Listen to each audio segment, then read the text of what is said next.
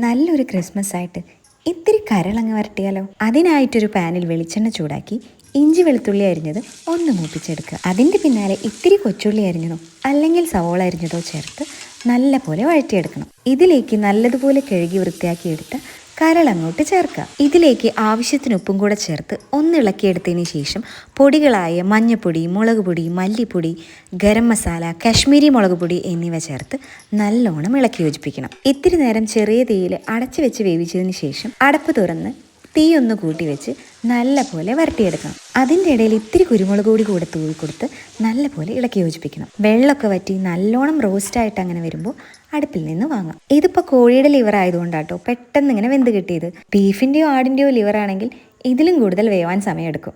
ഇനി എന്നത്തെയും പോലെ ഇത്തിരി ചൂട് ചോറ് വിളമ്പി നല്ല കൂർക്കപ്പേരിയും അവിയലും പിന്നെ വരട്ടിയെടുത്ത ഈ ലിവർ റോസ്റ്റും കൂടെ ഒരു പിടി പിടിച്ചു നോക്കൂ.